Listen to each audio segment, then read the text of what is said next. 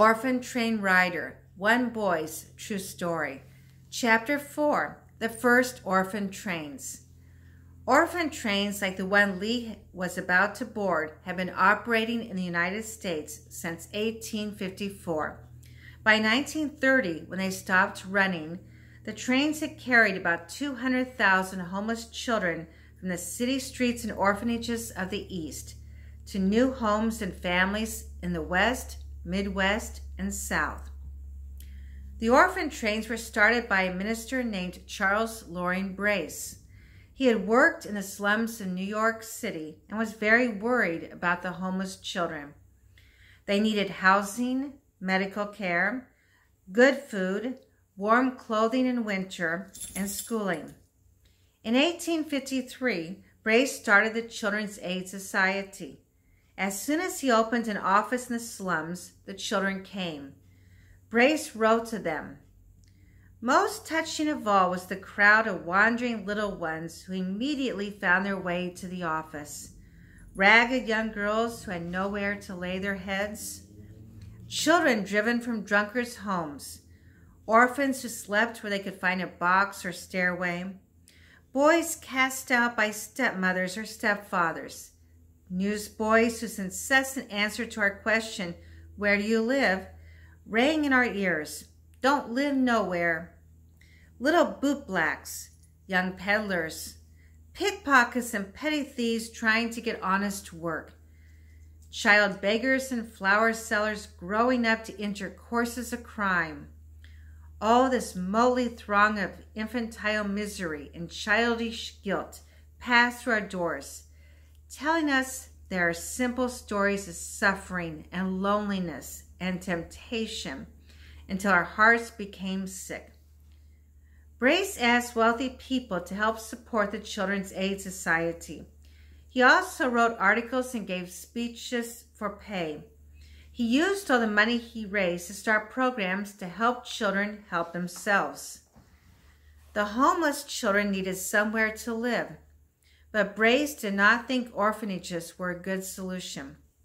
Most were large, gloomy, overcrowded places that did not teach the children to become adults who could take care of themselves. That would happen, Brace believed, only if children had good families of their own. But where would the society find families to take so many needy children? Brace thought he knew the answer. Out west. To Easterners like Brace, the West was as far as the railroad would go. At that time, it was the area of the country that today we call the Midwest and parts of the South.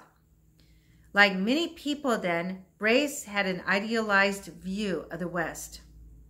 He thought it was a place where there was plenty of food and all the people were good-hearted and generous. He was certain many would welcome another family member who could help with all the daily chores. He also believed Westerners would accept the homeless children. Brace created a plan he called Placing Out. Trains would carry the children directly to areas where there are many farm and small-town families. The children would travel in groups or companies. When they arrived in a town, people could gather and choose the child they wanted. A committee of respected children would judge if the families could give the children good homes. Brace felt certain his plan could succeed because it had before. He was not the first to think of moving homeless children who were born in one place to be raised by people in another. This had been done before with small numbers of children in England and Germany, as well as in the United States.